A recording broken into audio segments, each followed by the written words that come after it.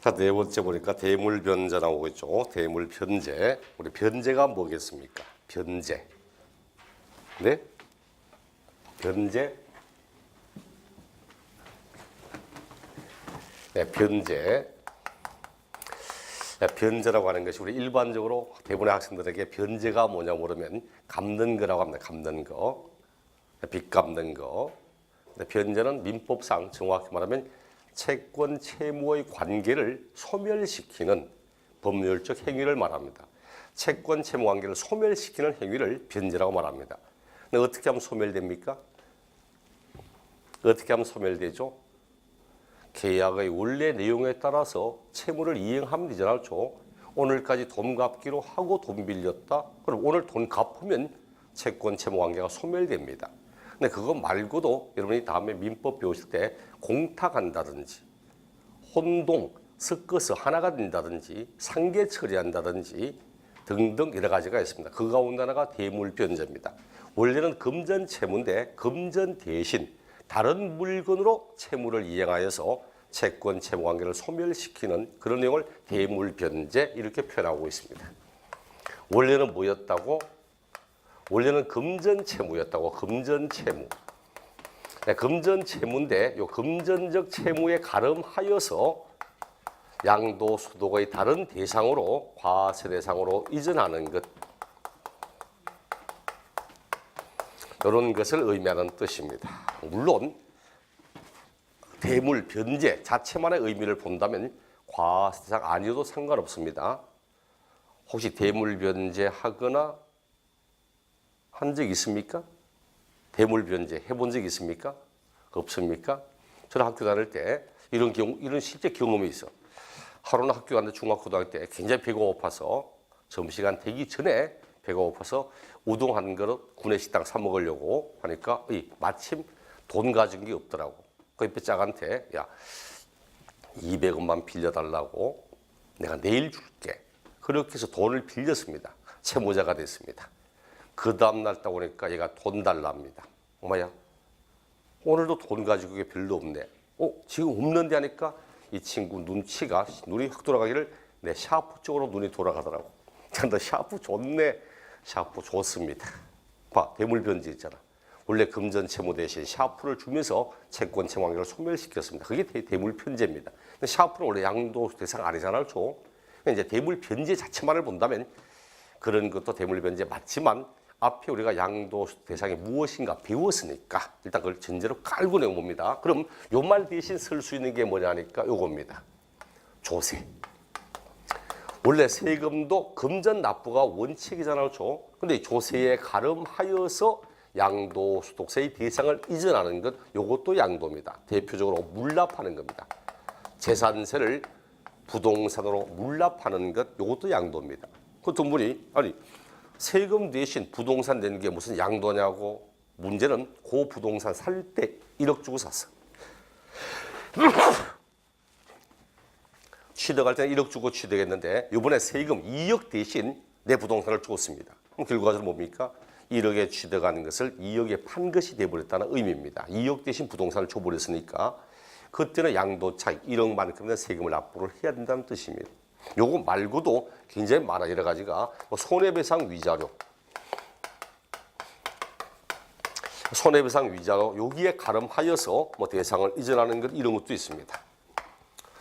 멀쩡히 잘 지나가고 있는데 건너편에 온 사람이 술을 좀 드셨는지 쭉 지나가다가 나는 이제 피하려고 딱 쳐다보고 피하는데 뭘 봐? 갑자기 폭행을 하면서 이빨이 몇 개 나가고 해서 다음에 경찰서 가니까 다음에 합의에 의해서든 판결에 따라서든 그 양반이 나한테 손해배상의 위자료를 8천만 원 주기로 했는데 금전이 없다고 자기 소유의 토지를 주겠답니다. 그럼 결국은 금전 대신 토지를 이전한 거잖아. 그럼 양도 맞다는 이야기입니다. 공사비 대가로 내용도 마찬가지입니다. 근데 보통 대물변제 가지고 시험 문제 낼 때는 대부분이 이혼 위자료, 이혼 위자료 합의에 의해서든 판결에 따라서든 이혼 위자료 금전 1억 주기로 했는데 금전 1억이 없다고 자기 재산으로 분할된 재산 가운데서 1억에 상당하는 토지로 준답니다. 결과적으로 금전 대신 토지를 이전하는 것이기 때문에 양도가 맞다고. 그러니까 시험에 요 놈은 단골입니다. 이혼 위자료. 이혼에 따른 재산 분할은 양도 아니거든. 그렇죠? 이혼에 따른 재산 분할은 자신의 것을 자신이 가져가는 것일 뿐입니다. 하지만 이혼 위자료는 양도에 해당하는 부분입니다. 이건 시험에 상당히 자주 언급되고 있는 지문이기 때문에 이혼 위자료 이건 꼭 보셔야 될 거고. 교재도 보니까 대물 변제 쪽에서 이 경우 변제에 충당하는 자산이 등등등 나오지만 실제 세부적인 내용을 언급할 때는 대부분 이혼자로 내는 편들입니다. 그다음 부담보증이요.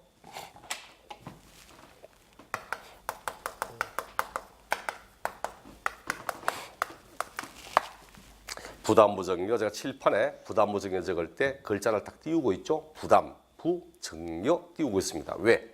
이런 의미거든. 갑이 가지고 있는 토지가 있습니다. 갑의 토지 5억 정도의 토지가 있다. 이 5억 토지를 을에게 정려합니다. 정려. 야, 내 토지 을이 5억짜리인데 나한테 정려할게. 그럼 을의 기분은 굉장히 좋겠지 그렇죠. 얼얼합니다. 기분 좋지. 공짜로 5억 준다는데 이러면 아무 문제가 없는데 그 이전에 갑이 요 토지 5억짜리를 금융기관 등에 담보로 제공하고서 빌렸던 채무 2억이 있습니다. 2억. 요 상태에서 야, 내 토지를 너에게 정리할게. 대신 내 채무 2억은 네가 인수하고 네가 부담을 하라고 이걸 조건으로 깔며 이루어지는 정리를 부담부 정려 이렇게 말합니다. 정려자의 채무를 수정자가 부담한다는 걸 전제로 하여 이루어지는 정려. 이게 부담부 정려입니다. 그럼 이 을은 순수하게 공짜로 받은 거 얼마입니까? 3억이잖아. 그렇죠? 5억을 받았지만 갑의 채무 2억은 자기가 갚아야 되잖아. 그럼 실제로 공짜로 받은 건 3억입니다. 이게 취득세 개념으로 볼 때는 5억을 취득한 건데 3억은 정려를 받아서 무상 취득한 거고 대신 나머지 2억은 자기가 저 사람은 채무 2억을 대신 갚아야 되니까 2억은 유상 취득하는 겁니다. 25회인가 26회인가 원래 말고 작년 문제인가 정답이 다음 유상 취득에 해당하지 않는 걸 찾아보라고 부담부 정려 시 채무액을 제외한 금액 요거는 유상 맞잖아요. 저 채무를 제외한 금액은 유상입니다. 그런데 채무액에 관한 내용을 해서 틀렸다. 그는 무상이다. 이런 내용이 나오기도 했습니다. 그럼 이 사람은 어떻게 돼요? 갑은 5억짜리 토지를 공짜로 준 건 맞지만 자기가 정리함으로 자기 채무를 대신 갚아주죠. 결과적으로 2억은 대가를 받은 거나 마찬가지잖아. 그 사람은 3억은 정리한 거고 2억은 유상 이전한 겁니다. 요거 유상 이전한 거거든. 요게 양도라는 이야기입니다. 그래서 문장에 나올 때는 부담부 정려는 수정자, 정려받는 자, 수정자가 인수하는 또는 수정자가 부담하는 그 채무에 상당하는 금액, 요 금액은 양도라고 이야기를 하고 이 금액을 제외한 나머지 금액은 정려라고 이야기를 하는 겁니다. 그럼 글자를 왜 띄워놨냐고? 딱 글자를 혹시 시험에 부담부 정려 나오면 글자를 나누고 부담시키는 채무, 요 채무는 양도. 그리고 요 금액을 제외한 나머지 이외는 정려. 딱 나오면 이제 부담부 정려. 그러면 부담시키는 채무는 양도. 이 금액을 뺀 나머지는 정려. 이렇게 글자대로 나누면 되는 겁니다. 이게 부담부 정려. 과거에는 대물 변제가 시험에 굉장히 많이 나왔었는데 근래 들어서는 대물 변제보다 부담부 정려 쪽으로 시험에 균형이 많이 이전되어 있습니다. 최근 부담부 정려만 가지고도 한 문제를 출제하는 것도 두세 번이 있습니다. 그리고 최근도 부담부 정려가 상당히 시험에 자주 나오는 편들이고 그 다음 공유물 분할, 공유물 분할 이미 이야기했는 거네. 공유물 분할, 취득사에서 나왔던 물이지만 이거는 단순한 겁니다. 아무런 말 없이 공유물 분할 이렇게 말하면 이거 양도입니까 아닙니까? 공유물을 분할한다. 양도입니까 아닙니까? 아닙니다. 왜? 예를 들어 50대 50으로 되어 있던 토지를 50대 50으로 분할하고 있다. 실질적 재산의 취득 증가, 감소 있습니까? 없잖아. 원래 지분대로 나누는 건데. 이 내용은 원칙적으로 공유물 분할은 양도 아닙니다. 원칙은 양도가 아니야. 그렇기 때문에 취득세 할 때도 뭐랍니까? 공유물 분할은 표준 세율에서 2% 뺀 세율을 사용하고 있습니다. 어떤 지문 나온다고? 지분의 변동 없이, 이런 지분, 지분의 변동 없이, 또 뭐 지분대로, 지분별로, 또 단순 분할, 하여간 지분의 변동이 없는 상태에서는 절대 양도가 되지 않습니다. 분할을 하든 재분할을 하든 양도가 되지 않습니다. 그런데 이거 뭐 이렇게 하면 어떡합니까? 원래 50대 50이다. 자, 50%대 50% 균등 지분으로 이루어져 있던 공유 토지가 있다. 이를 분할해 봅시다. 분할할 때 50대 50으로 이렇게 분할되었다. 이건 양도 아니죠? 단순 분할이거든. 단순 분할이니까 재산의 감소, 이전, 대가 지급 이런 게 전혀 없거든. 이게 양도 아닙니다. 이게 원래 원칙입니다. 자기 지분대로 분할하는 게 원래 원칙이거든. 그런데 분할하는 과정에서 이렇게 분할됐습니다. 갑이 80%가 돼버리고 을이 20%밖에 되지 않습니다. 그럼 요 30%. 요러면 어떻게 됐습니까? 30%는. 갑의 입장에서는 새로운 취득 맞죠? 원래 50%밖에 없던 사람이 80% 되면 30%만큼 새로운 취득이잖아. 새로운 취득인데 아무런 대가를 준 게 없다면 을로부터 30%를 증여받은 겁니다. 그렇죠? 근데 요 토지를 취득하는 대가로 갑이 을에게 일정한 대가를 지급했다면 그때는 을은 30%만큼의 권리를 이전하고 유상적 대가를 받았기 때문에 양도한 것이 되는 겁니다. 그러므로 예외적으로 공유물 분할이 양도가 되는 것은 지분의 변동이 생겨서 지분이 감소됐습니다. 지분이 감소되고 감소된 대가로 유상적 대가를 받았습니다. 이렇게 되면 이게 양도가 된다는 이야기입니다. 그러므로 시험에서 아무런 전제 없이 공유물 분할에 따른 이전 이렇게 말하면 양도 아닙니다. 깊이 있게 나올 때는 문장을 보시라고. 반드시 지분의 변동이 있다는 표현 나올 때만 양도가 되는 겁니다. 교재도 보니까 공동 소유 토지를 소유 지분별로 지분별로 이 말만 해도 양도하는 걸 알 건데 단순히 분할한다. 또 단순 분할도 나와요. 또 공유자 지분의 변경 없이 지분의 변경 없다는 말도 나오죠. 또 이거 양도 아니거든. 근데 또 2개 이상의 공유 토지로 분할하였다가 공유 토지를 또 소유 지분별로 단순히 재분할한다. 분할하고 재분할하고 하더라도 단순 분할, 지분대로 분할, 지분별로 분할 절대 양도 아닙니다. 다만 공유 지분의 분할로 지분이 감소된 사람이 유상의 대가를 받았다면 양도에 해당한다. 이렇게 이야기를 하는 거고, 그 다음 담보의 목적물로 이전하는 경우 담보로 이전합니다. 담보로. 원래 법에는 뭐 양도담보, 채무담보 뭐 이런 말 쭉 있습니다. 양도담보, 뭐 채무담보 이런 말인데 양도담보, 채무담보의 목적물로서 권리를 이전한 겁니다. 이거 양도일까 아닐까? 핵심은 앞에 양도냐 채무냐 이게 중요한 게 아니고 담보의 목적물로서 이전하는 겁니다. 쉽게 볼까요? 전당포에 갔습니다. 제가 내 시계를 맡기고 전당포에 맡기고 돈 빌렸습니다. 권리의 실질 이전입니까? 권리를 실제로 이전하는 겁니까? 네? 아니잖아. 담보로 맡겨둔 거지. 그 다음날 가서 돈 갚고 시계 찾아왔습니다. 새로운 권리의 취득입니까? 아니잖아. 담보로 맡겨두었다가 돈 갚고 담보물 찾아온 걸 양도로 말하지 않습니다. 내가 이 시계를 찾지 못했다. 돈을 갚지 못했다. 그럼 어떡합니까? 그럼 전당포 주인은 자기 마음에 들면 자기 손에 차든지 아니면 그 시계를 타인에게 팔아가지고 자기의 채권을 충당시키면 되잖아. 그럼 권리가 실적 넘어가잖아. 이전됩니다. 그때 양도가 되는 거야. 이거 합니다. 시험에서 요까지만 모르면 요거 양도 아닙니다. 담보로 이전하는 것이기 때문에 양도가 아닙니다. 그런데 이게 조선말이기 때문에 끝까지 봐야 돼. 이전하였다가 그 이후에 채무를 이행했습니다. 채무를 이행하여 다시 소유권이 환원되었습니다. 돌아왔습니다. 이거 양도 아니라 했죠? 담보로 맡겨두었다가 돈 갚고 담보물 찾아왔습니다. 이거 양도 아닙니다. 그런데 채무를 불이행했습니다.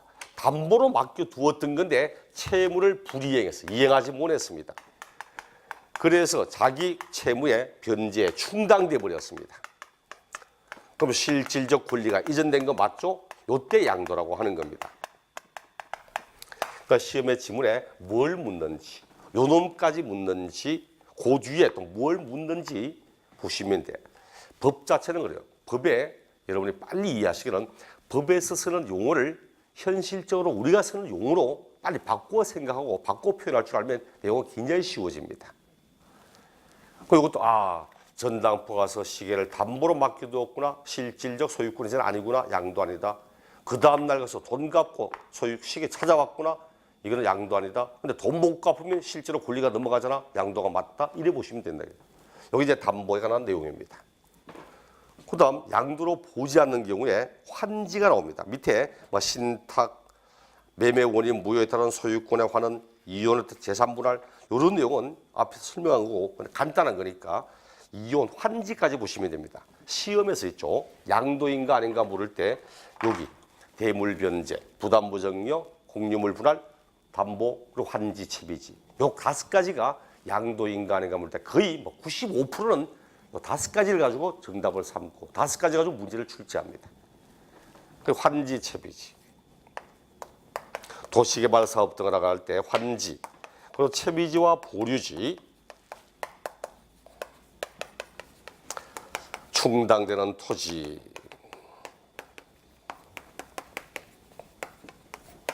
요 놈은 양도 아닙니다. 얘는 이 말밖에 없어. 보류지로 충당되는 토지, 양도 아니다. 딱 이 말밖에 없습니다. 여러분이 공법 배우실 때 환지, 채비지, 보류지 이런 말을 배울 겁니다. 채비지는 말 그대로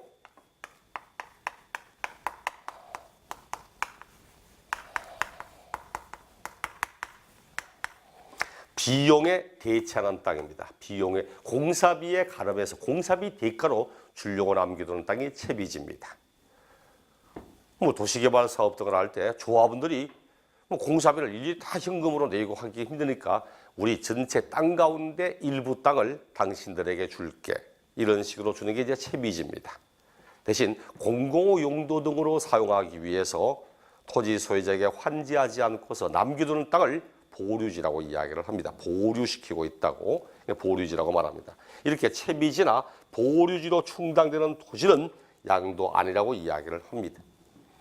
환지 하니까 환지 관련 동화 볼까? 환지는 말 그대로 환지, 되돌려받은 땅입니다.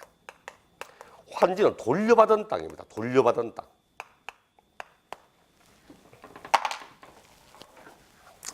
깊은 산 속에 못이 있습니다. 깊은 산 속에 못이 있어. 깊은 산 속 옹달샘 누가 옵니까? 새벽에. 깊은 산 속 옹달샘 새벽에 누가 오죠? 토끼가. 왜 옵니까? 아닙니다. 저 세수하러 왔던 거지. 세수하러 왔다가 물만 먹고 간 거지. 그렇죠? 어쨌든 이렇게 깊은 산 속에 못이 있고 그게 아름드리 나무들도 옆에 쭉 있습니다. 나무들도. 자, 이렇게 있는 중에 하루는 이 산에 나무꾼이 나무하러 왔습니다. 우리 동화책에 나오는 나무꾼들 거의 대부분의 공통점이 뭡니까? 총각입니다. 총각.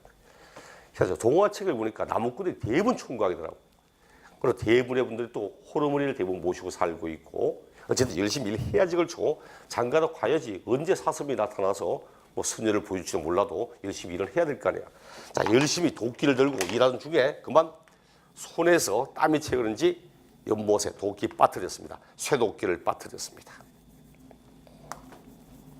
망연자실 엉엉 울고 있으면 반드시 정해진 순서에 따라서 누군가가 나타납니다. 누가 나타나죠? 산신령이 나타나서 뭐라고 합니까? 나타나서 뭐라고 하죠? 나타나자마자 이도끼가 이도끼냐 합니까? 나타나서 물어보잖아요. 왜 우느냐고. 그것도 목소리 깔고 에코 넣고 얘기하죠. 왜 우느냐. 도끼 빠뜨렸답니다. 사정을 들어보니까 안 됐거든. 잠시만 기다려랍니다. 금도끼를 들고 와서 이도끼가 이도끼냐? 아니라거든. 은도끼를 들고 와서 이도끼가 이도끼냐? 아니라거든. 마지막 쇠도끼를 들고 와서 맞냐니까 맞답니다. 야, 너 참 착하구나. 다 가져가랍니다. 자, 그럼 우리가 흔히 말하는 환지는 뭐냐니까 요겁니다. 빠뜨렸다가 되돌려받은 도끼, 되돌려받은 겁니다. 환지는 새로운 취득 아닙니다. 환지받은 건 양도 아닙니다. 그 취득세도 도시개발 사업 등을 통하여 환지받은 건 취득세 면제입니다. 취득세 안 받습니다. 양도도 아닙니다. 그는 단순히 돌려받았을 뿐이지 원래 자기 토지에 가름하여 다른 토지로 되돌려받은 거지 이걸 양도라고 말하지 않습니다. 그래서 환지는 원칙은 양도 아니다. 양도 아니라는 요 말 안에는 무엇이 포함되지 않을까? 환지로 인해서 지번이 바뀌고 지목 바뀌고 이런 것까지를 포함해서 이야기를 합니다.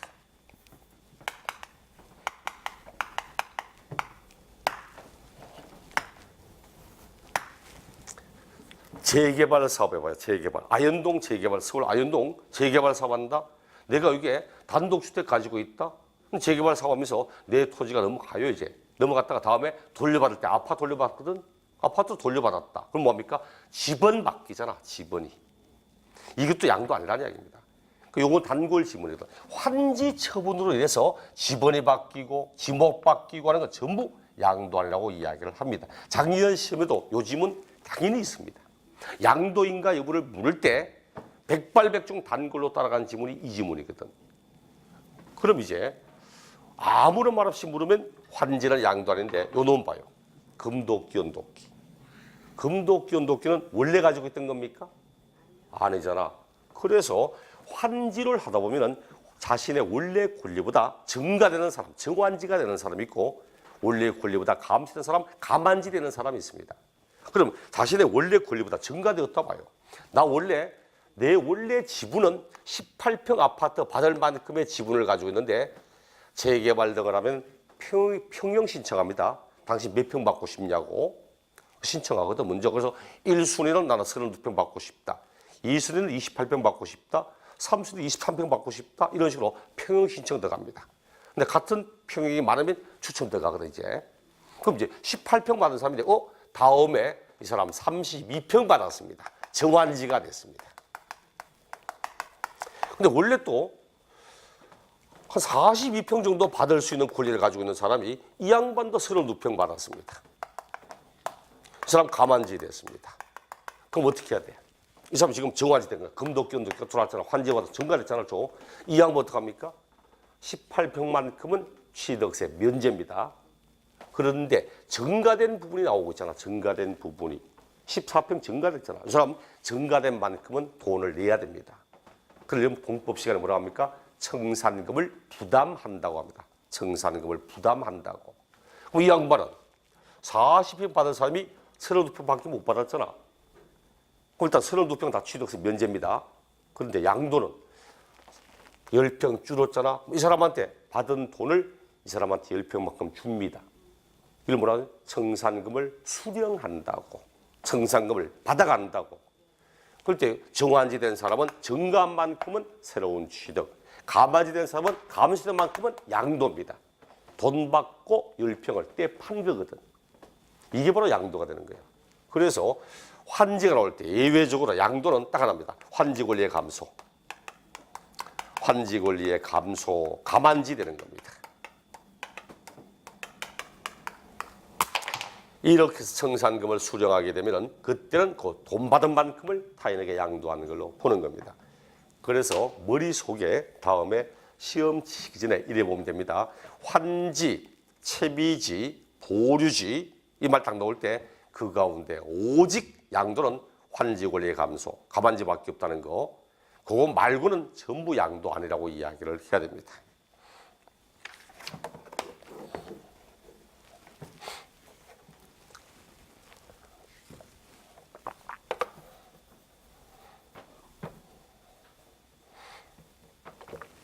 근데 한자가 참 사람이 보면 뜻이 자체가 무서워요. 우리 작은 집을 뭐라고 하냐니까 이렇게 합니다. 자그마한 아담한 집을 사라고 합니다. 사. 이런 혹시 들어봤습니까? 부처님이 처음에 불법을 제일 먼저 할 때 중림정사, 제자들이 만들었던 작은 내용을 중림정사 하듯이 사라고 합니다. 큰 집은 보통 옥이라고 합니다. 옥. 근데 이게 우리나라에서는 집의 개념보다는 무슨 옥, 춘내옥, 무슨 옥 하면서 술집이거나 아니면 식당이거나 이런 개념으로 바뀌었지만 원래 한자 의미는 옥이었습니다. 작은 집은 사, 큰 집은 옥 이런 개념이거든. 근데 한자 잘 보세요. 뭔지. 사자는 사람 인자에 플러스 혀슬자입니다. 혀슬자. 작은 집을 하나 가지고 있어도 사람의 입에 오르내린다는 뜻입니다. 큰 집은 이를 짓자입니다. 무슨 자인 줄 압니까? 아니, 요거만 딱 됐어요. 시체할 때 시자입니다. 죽음에 이른다는 뜻입니다. 죽음에. 큰 집을 가지고 있으면 죽음에 이른다는 뜻이야. 그게 뭐냐니까 모든 사물들이 다 나름대로의 고유의 기가 있답니다. 근데 사람들이 자기가 감당할 수 없을 만큼의 집에 살게 되면 집의 기에 사람이 눌린답니다. 갑자기 부자가 돼서 큰 집에 갔는데 그때부터 일이 안 터지기 시작하면서 사람들이 이상해지거나 장사가 잘 된다고 갑자기 식당을 키우는데 그때부터 장사가 안 되거나 이거는 그 건물에 있는 그 크기나 넓이에 사람들의 기가 눌린 겁니다.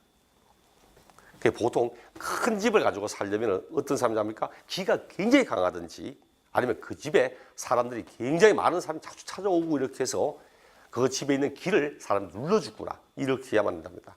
풍수하는 사람한테 물어보니까 전문가한테 4인 가족에 살면서 그냥 일반 평범한 사람들이 4인 가족에 살면서 그 4인 가족의 기로 눌러가면서 살 수 있는 정도의 아파트는 28평에서 32평 정도가 아주 일반적이랍니다. 그보다 그 크기 시작하면 그때는 집의 기에 사람이 눌린답니다. 22평 정도 살 때 가족들이 막 작은 집이지만 단란하게 살다가 이제 돈 좀 모아가지고 40몇 평 갔는데 그때부터 가족들 사이가 좀 야채가 벌어지거나 이거는 그 집 자체의 기에 사람이 눌리고 있답니다. 그래서 가급적이면 일반 평범한 사람은 돈이 생기더라도 너무 많은 욕심 부리지 말고 한 28평, 32평 그 정도 사는 게 가장 가족들이 집에 눌러가면서 살 수 있는 그런 정도 된답니다. 그래서 수맥이 있다 하더라도 가족들이 진짜 작은 집이면 18평 이런데 4명, 5명 살고 있고 그러면 수맥이 있어도 사람에게 크게 영향을 잘 안 미친답니다. 그런데 수맥이 큰 집인데 밑에 수맥이 깔리면 사람들이 기가 약하면 그때부터 눌리기 시작하면서 사람이 시름시름 앓기도 하고 그런답니다. 그래 옛날에 큰 집에 살면서 집이 휑하고 이러면 사람들이 죽어나가기 시작해요 또. 그런 것들이 다 기가 있기 때문에 그 기에 눌린답니다. 그래서 우리도 생각할 때 너무 큰 집, 너무 좋은 집 이런 것보다도 진짜 제가 생각도 그래요. 가족들이 왔다 갔다 복도 다니면서도 같이 좀 대익히기도 하고 좀 복잡다는 생각 들기도 하고 이래야만 가족들에게 정이 생기지. 그렇죠? 애는 저 죽방에 아버지는 저 죽방에 따로따로 집에 한쪽에 같이 있어도 밥 먹는 시간 외에는 그 얼굴 못 쳐다보고 이런 것도 아마 아닌 것 같아요. 어쨌든 이런 개념은 있습니다. 자, 이게 환지, 채비제가 라는 부분이고 요까지 대물 변제, 부담부정여, 공유물 분할 그리고 담보 목적, 환지, 채비지 요 5가지는 앞으로 공부하실 때 항상 요 5가지에 신경 써서 보시면 될 겁니다. 그러니까 이런 자산을 양도했다? 그럼 지금까지 양도소득세 대상인지 아닌지 봤어. 대상인지 아닌지 그리고 대상이 맞다면 양도인지 아닌지도 봤습니다. 그럼 대상도 맞고 양도도 맞다? 그럼 이제 팔면 세금 계산을 해야지. 세금을 계산하려는 길이 합니다. 양도일의 가액에 마이너스 취득일의 가액을 빼고 이렇게 계산합니다. 그렇게 해서 구한 걸 양도 차익이라고 하고 거기에다가 3년 이상 장기간 보유한 것에 대해서 공제하는 장기 보유 공제가 있습니다.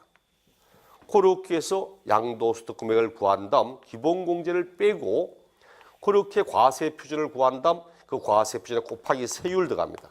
세율 들어갈 때 요 세율이 1년 미만의 보유인지 1년 이상 되었지만 2년 미만의 보유인지 보유 기간에 따라서 세율이 달라집니다. 그렇게 세액을 산출한 다음 산출한 그 세금을 양도일이 속하는 달의 말일부터 2월 이내에 예정 신고하고 납부해야 됩니다. 이거 왜 하냐니까 봐. 그럼 양도일이 언제인지 취득일이 언제인지 알아야 차익을 구하고 장기 보유 기간도 취득일부터 양도일까지거든. 이 날짜 모르면 몇 년 보유했는지 기간 계산도 안 되고 세율도 1년 미만 보유했는가 할 때 보유 기간도 역시 취득일부터 양도일까지. 양도일이 속하는 달의 말일부터 하니까 양도일이 언젠가를 모르면 언제까지 신고 납부해야 되는지 알 수도 없고 양도소득세의 모든 기간 계산에 다 사용되는 것이 바로 양도 또는 취득의 날짜입니다. 그 다음 286조 보니까 양도 또는 취득의 시기라고 되죠. 언제 양도하고 언제 취득했는지 양도일, 취득일 요 내용이 나오고 있습니다. 요 가운데서 시험에 제일 자주 나오는 것은 매매 등의 일반적인 거래 1번 요 놈이 제일 자주 나옵니다. 요 놈이 1순위. 그 다음 2순위가 8번 점유에 따른 시효 취득 2순위. 굳이 나눈다면 요 놈이 2순위. 그 다음 6번 환지받은 토지. 제가 방금 했죠. 환지받은 건 언제 취득했는가? 자, 칠판 잠시만. 환지받은 건 언제 취득하는 겁니까? 산신령으로부터 돌려받았을 때 새로운 취득이었습니까? 이게 새로운 취득입니까? 자기 부동산에 가름하여 다른 부동산으로 되돌려받은 거지 새로운 취득이 아닙니다. 그럼 시험에 아무런 전제 없이 환지받은 건 언제 취득했냐 물으면 환지받기 전에 원래 가지고 있던 자신의 토지 취득일 그걸 대답을 해야 됩니다.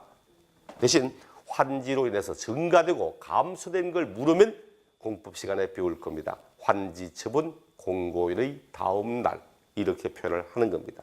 이런 식으로 언제 양도하고 언제 취득했는지 하나하나 따지기 시작합니다.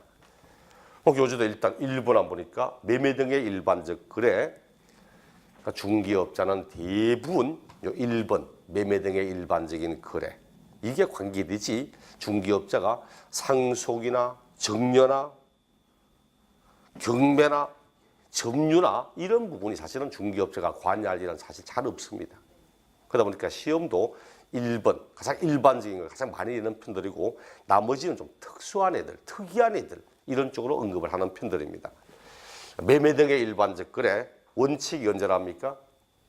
원칙이 대검청산일, 대검청산일 이런 말하고 있죠. 대검청산일이 언젠가니까 대검청산일은 실제로 모든 잔금을 주고받은 날을 의미합니다. 실질 잔금 지급일입니다. 양도소득세에서는 뭘 사용하지 않는가 하니까 계약서상의 잔금일은 절대 사용하지 않습니다. 취득세는 유상승계, 매매 등의 일반적인 거래할 때 취득세는 원칙은 계약상의 잔금일, 단 계약상 잔금일로 하되 국가 등으로부터 취득하거나 하는 국수공판법 수입에 따라 판결문으로 법인장부로 이럴 때만 사실상의 잔금 씁니다. 근데 양도소득은 누구하고 거래를 하든 모두 실질 잔금일 대검청산일로 합니다. 그럼 단 예외적으로 대검청산일이 분명하지 않다. 대검청산일 이전에 이미 등기 등록을 했다. 그럼 등기 등록 접수일 이랬습니다. 틀리게 낼 때는 계약상 잔금일 끌고 갑니다. 그래서 양도 또는 취득의 시기 제일 위에 제목 나오죠. 그 옆에 계약상의 잔금일은 절대 사용하지 않는다고 적어놓으시고 양도소득세는 어떤 내용을 하든 계약상 잔금일은 절대 사용하지 않습니다.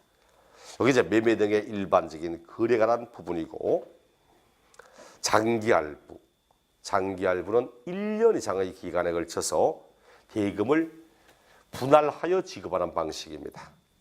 연부 취득과는 틀립니다. 연부는 2년 이상의 기간에 걸쳐 대금을 매년 지급하는 게 연부였습니다. 취득상 연부 취득. 근데 장기할부는 매월 대금을 주든 분기별로 주든 1년에 한 번을 주든 관계없이 최초의 할부금 지급일부터 마지막 할부금 지급일 사이의 기간이 1년 이상이 되는 것을 장기할부라고 표현합니다. 여러분 나중에 부가가치 세법인데 부가가치 세법에서는 이렇게 말합니다. 할부는 있죠. 할부는 3개월 이상이면서 1년 미만일 때는 할부 판매, 1년 이상이 되면 장기할부 판매 이렇게 표현합니다. 할부는 언제부터라고요? 3개월. 그렇죠. 그럼 2개월로 했다. 뭡니까? 할부. 할부 아니에요. 저 2개월은 일시불입니다. 법적으로 할부는 3개월 이상부터가 할부지 2개월까지는 일시불입니다. 그래서 백화점 가서 카드 긁으면서 한번 이야기, 저쪽에서 몇 개월로 할까 하면 2개월 일시불로 해달라고 해보세요. 뭔 말인지 못 알아듣지. 그렇죠. 2개월 해놓고 또 일시불로 하니까 이 양반이 할부라든지 일시하라는지 알 수가 없잖아. 원래 2개월까지나 일시불이거든. 어쨌든 여기 이제 장기할부입니다. 근데 장기할부는 어떻게 하냐니까 기본적으로 민법 186조, 민법 188조 씁니다. 여러분 나중에 이제 깊이 보시면 돼. 민법 186조는 뭐냐니까 부동산은 등기함으로써 물권 변동이 된다. 188조 동산은 인도함으로써 물권 변동이 된다. 그 나오는 말이 부동산처럼 등기 등록을 요하는 자산은 거기 이제 소유권 이전 등기 접수일, 주식이라면 일단 형식을 말하니까 명의개서일, 주주명부의 이름을 바꾸는 명의개서일. 그다음 등기 등록을 요하지 않는 것은 인도일. 근데 중요한 건 뭔지 압니까? 장기할부의 가장 핵심은 끝에 빠른 말입니다. 빠른 날. 소유권 전 등기 접수일, 인도일로 한다. 이렇게 끝나면 안 됩니다. 요 날과 사용 수익일 요 가운데서 반드시 이를 비교하여 빠른 날로 한다고. 등기 접수일, 인도일 또는 사용 수익일 중 빠른 날. 이런 거 틀리게 낼 때 어떻게 낸 줄 압니까? 틀리게 낼 때 한 놈만 이야기하라고 치웁니다. 이렇게 하거든. 장기할부 판매의 경우에는 소유권 이전 접수일, 인도일을 그 양도 또는 취득일로 한다. OX. 그럼 틀립니다. 한 놈만 말하면 안 됩니다. 반드시 요 놈과 요 놈을 비교하여 그 가운데 빠른 날 이렇게 가야 되는 거지. 상속은 상속 개시일이고 정려는 정려 받은 날로 합니다. 정려가 약간 특이하지. 취득세는 정려는 계약일을 취득일로 합니다. 계약일을. 똑같은 정려라도 취득세는 계약일을 취득일로 삼고 양도소득세는 정려 받은 날, 등기 등록 유무와 관계없이 실제로 재산을 정려 받았을 때 취득하는 걸로 보는 겁니다.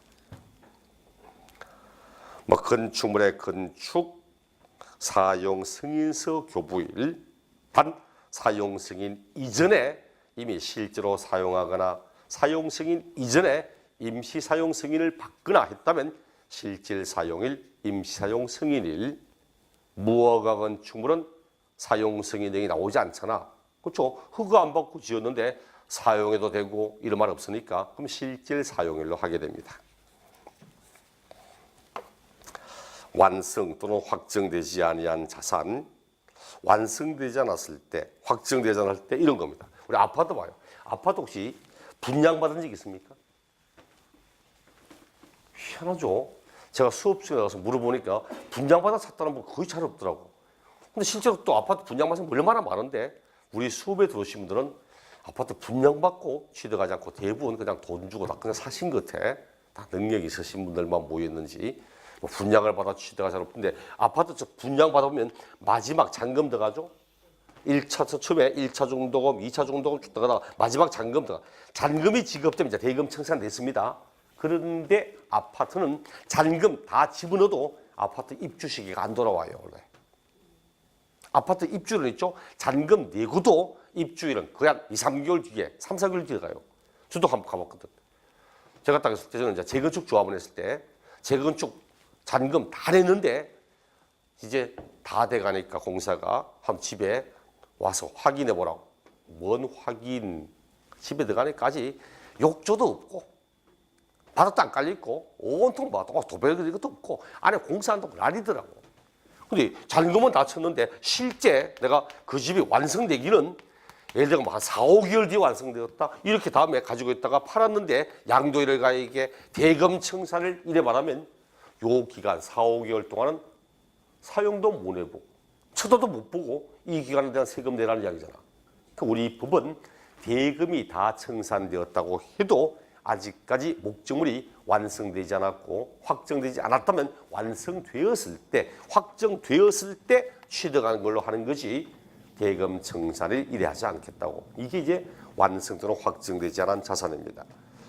완성 또는 확정되지 않은 자산을 양도 또는 취득하는 경우로서 대금 청산일까지 목적물이 완성, 확정되지 않은 경우는 완성, 확정된 날을 양도 취득일로 삼겠다고.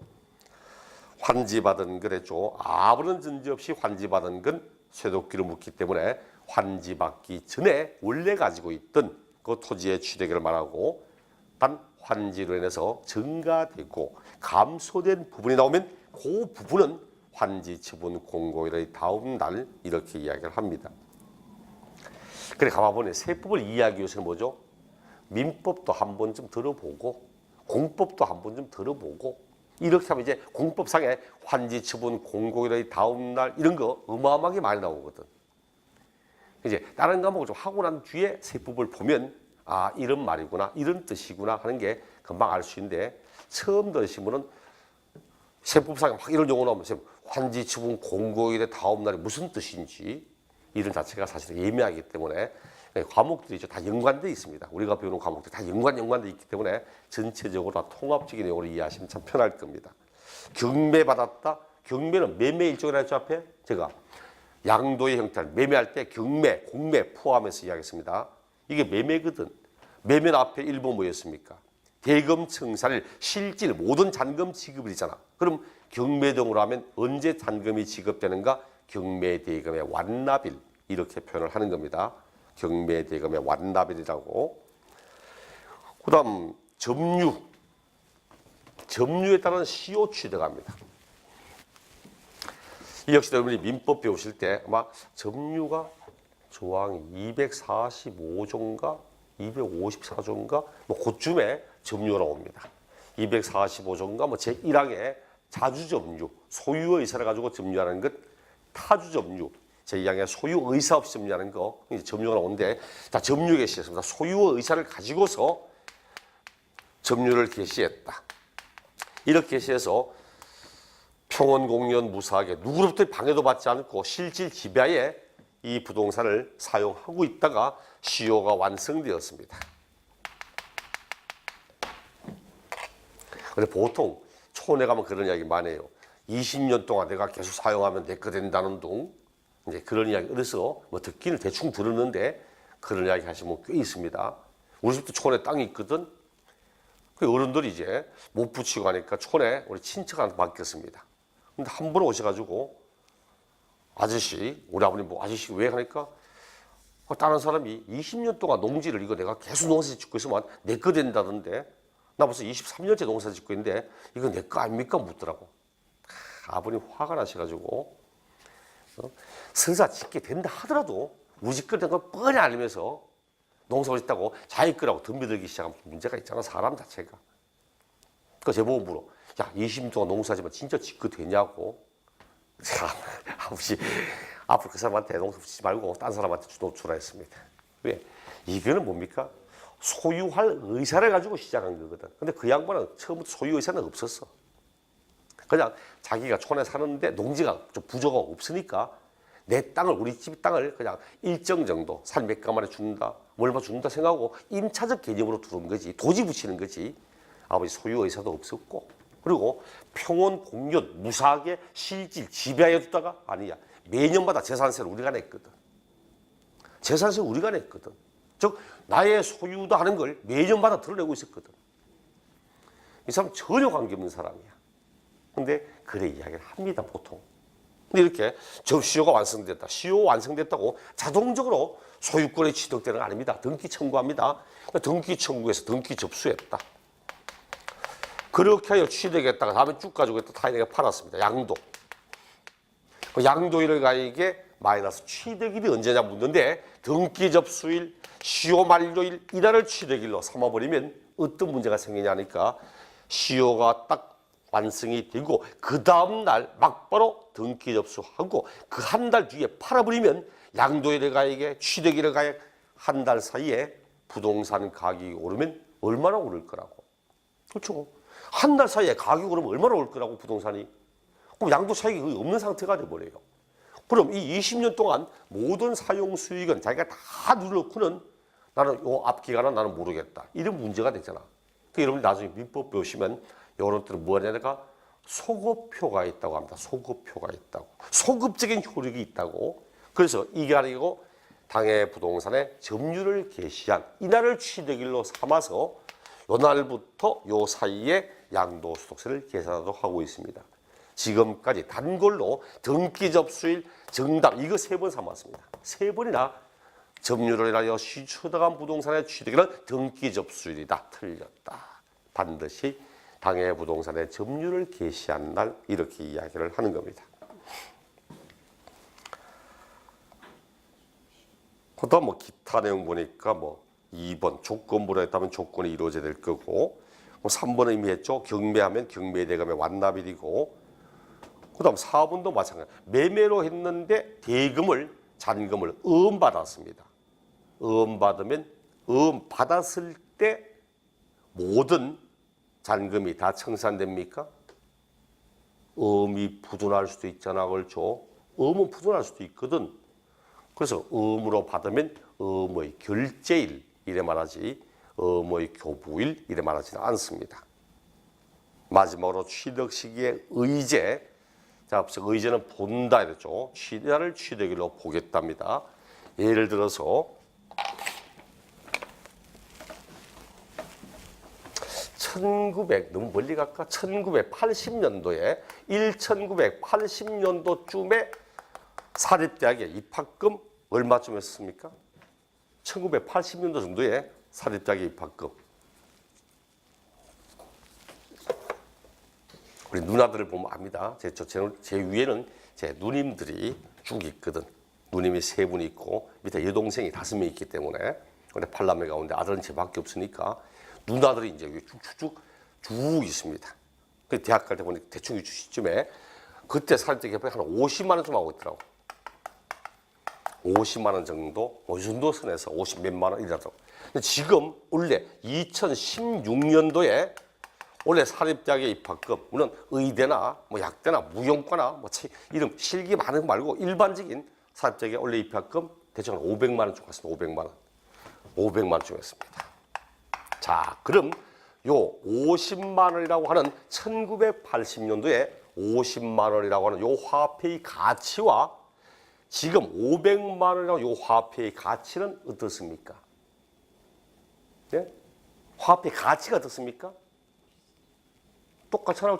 현재 칠판상으로 화폐 가치가 똑같습니다. 명목적으로는 10배의 차이가 나고 있지만 실제로 화폐의 구매 가치는 같다는 이야기입니다. 그때 100원 주고 사 먹었던 과자를 지금은 1,000원 하고 있다는 뜻이거든. 그 화폐는 명목적으로 10배가 늘었지만 실질적 화폐의 구매 가치는 똑같아요. 이 화폐를 통하여 구매할 수 있는 물건의 가치는 똑같아요. 자, 그 말은 그 당시 1980년도에 평당 50만 원 주고 토지를 취득했다가 지금 와서 평당 요 토지를 500만 원에 토지를 팔았습니다. 와, 떼돈 벌었네. 당신 50만 원 샀던 걸 500만 원에 팔면 완전 떼돈 벌었구만. 떼돈 번 거 맞습니까? 맞아요? 명목적 소득은 10배를 벌었지. 근데 실질적 화폐 가치 요 기간 동안 보세요. 몇 년입니까? 그래서 90년. 36년 동안 물가가 상승되고 화폐 가치는 하락하고 인플레이션 됐잖아. 그동안에 물가 상승 따지면 실제로는 증가된 게 없습니다. 그래서 우리 법은 취득한 지 오래되는 부동산은 그냥 그대로 세금을 계산하면 장기간 보유한 사람에게 불이익 주겠다는 의미밖에 되지 않고 있기 때문에 이럴 때는 취득 시기를 조정합니다.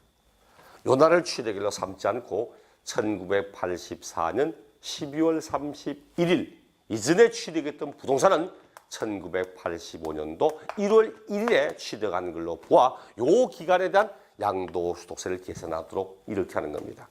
그 밑에 주식 또는 출자 지분은 신경 쓰지 말고 언제나 부동산, 토지, 건물, 부동산 권리, 기타 자산, 부동산 관련 자산 얘들은 또 84년 12월 31일 이런 말도 신경 쓰지 말고 그냥 85년 1월 1일, 85년 1월 1일 딱 그 날짜 보고 그 이전에 취득한 것은 이날이 취득일이다.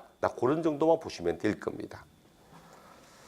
다음에 우리가 할 때는 이제 양도 또는 취득 시기도 좀 더 상세하고 좀 정확히 내용 보겠지만 일단 기본적으로 그렇다는 뜻이고 다음 시간에 양도소득 과세 표준의 계산, 양도소득세 세액 계산 그리고 부가와 징수, 비과세 이런 내용들을 다음 주 그리고 다음 주 통해서 내용 보도록 하겠습니다. 수고하셨습니다.